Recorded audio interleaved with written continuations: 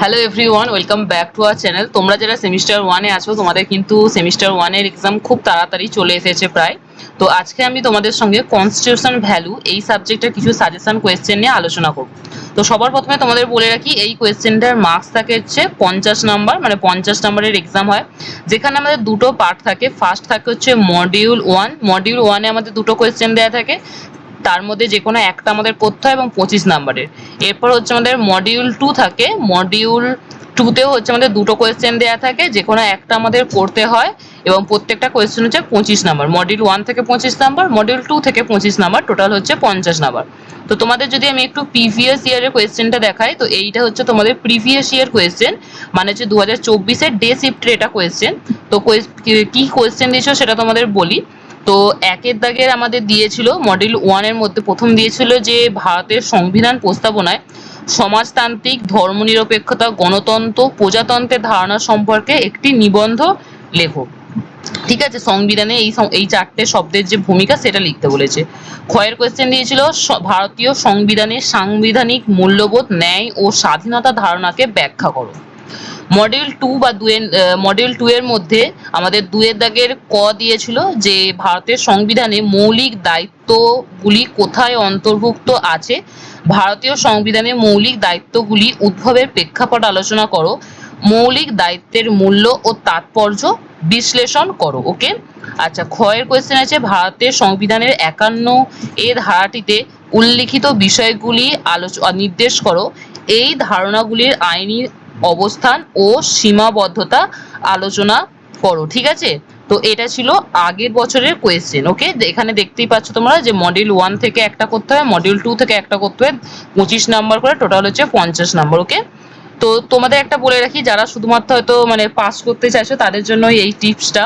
যারা তো full marks carry করতে চাইছো তারা তো ভালো করে সবটাই পড়বে। তো যারা শুধুমাত্র 5 নাম্বার ক্যারি করতে চাইছো তাদের জন্য টিপস হচ্ছে শুধুমাত্র যে আমাদের 11টা মৌলিক দায়িত্ব বা মৌলিক কর্তব্য আছে সেইটা খুব ভালো করে যেতে হবে পুরো একদম। ওইখান থেকে কোনো না কোনো কোয়েশ্চেন আসবেই, যে কোনো না মৌলিক কর্তব্য থেকে। ঠিক আছে, তো মৌলিক কর্তব্য যে 11টা আছে সেই মৌলিক 11টা কর্তব্য খুব ভালো করে একদম বড় বড় করে পড়ে যেতে হবে।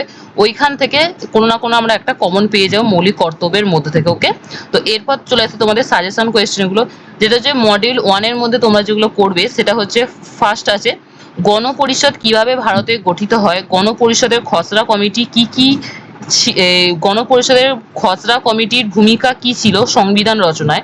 গণপরিষদের বিরুদ্ধে অভিযোগগুলি দেখাও। 2 নম্বর কোশ্চেন বলছে মৌলিক অধিকার হিসেবে গুরুত্বপূর্ণ হলো সমতার অধিকার। এই বিষয়টা তোমাদের ব্যাখ্যা করতে হবে।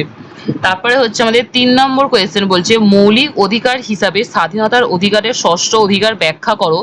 জীবন ও স্বাধীনতার অধিকার ব্যাখ্যা করো। 4 নম্বর কোশ্চেন বলছে ধর্মনিরপেক্ষতার বিশেষ দিক, ধর্মীয় স্বাধীনতার অধিকার 25 থেকে 28 নম্বর ধারা ব্যাখ্যা করো।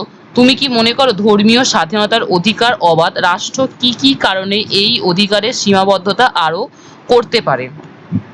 5 নম্বর কোয়েশ্চেন, ইম্পর্টেন্ট কোয়েশ্চেন, যে আম্বেদকরের যুক্তিতে 32 নম্বর ধারাকে ভারতের সংবিধানের হৃদয় ও আত্মা কেন বলেছেন? 32 নম্বর ধারাটি কেন মৌলিক এবং 5টি রিট আমাদের কি কি? 6 নম্বর কোয়েশ্চেন হচ্ছে আইনের অনুশাসন ও ক্ষমতা বিভাজন নীতি ব্যাখ্যা করো। ভারতের শাসন ও রাজনৈতিক ব্যবস্থায় এই নীতি কতটা গুরুত্বপূর্ণ? এই প্রসঙ্গে আমাদের ব্রিটেন ও আমেরিকার উদাহরণ দাও। ওকে, তো এরপর আমরা হচ্ছে মডিউল টুতে চলে যাবো। মডিউল টুতে ফার্স্ট আমাদের যেটা করেছে সেটাই হচ্ছে আমাদের মৌলিক কর্তব্যের যে কোয়েশ্চেনটা তোমাদের আগে বললাম, সেটা যে ভারতের মৌলিক কর্তব্য তৈরিতে স্বর্ণ সিং কমিটির সুপারিশ কি ছিল। ওকে, তারপরে দিয়েছে 11টি মৌলিক কর্তব্য কি এবং এর কয়েকটি বৈশিষ্ট্য বলো। এই কোয়েশ্চেনটা সব বললাম তোমাদের তৈরি করতে, যে 11টা মৌলিক কর্তব্য কি। ঠিক আছে, খুব ভালো করে করতে হবে।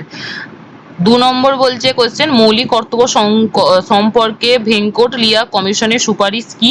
মৌলিক কর্তব্যের তাৎপর্য গুরুত্ব কি।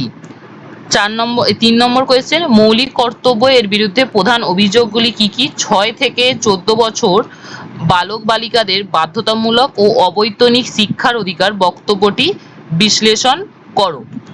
4 নম্বর কোয়েশ্চেন বলছে মৌলিক কর্তব্যে উল্লেখিত সংবিধান মানা, জাতীয় পতাকা, জাতীয় সঙ্গীতের প্রতি শ্রদ্ধা, অরণ্য হ্রদ হ্রদ নদ নদী বন্য পানি সংরক্ষণ বিজ্ঞান মনস্কতার প্রসার এই তিনটি অন্যতম মৌলিক কর্তব্য ব্যাখ্যা করো। তো এই কটা কোয়েশ্চেন তোমরা কনস্টিটিউশনের জন্য কিন্তু করতে পারো। আর এই পিডিএফটা তোমরা আমাদের গ্রুপে অথবা যে আমাদের গ্রুপে পেয়ে যাবে, ঠিক আছে? এই পিডিএফটা তোমাদের গ্রুপে আমি প্রোভাইড করে দেবো। তো এই ছিল আজকের ভিডিও। তো তোমরা সবাই সেমিস্টার 1 যারা আছে তারা হচ্ছে পড়তে থাকো, এক্সাম খুবই কাছে চলে এসেছে, মেন পেপারও পড়তে থাকো, সঙ্গে এই যে পাশে যে আমাদের কম্পালসারি পেপারগুলো আছে সেইগুলো রেডি করতে থাকো, ঠিক আছে? By everyone.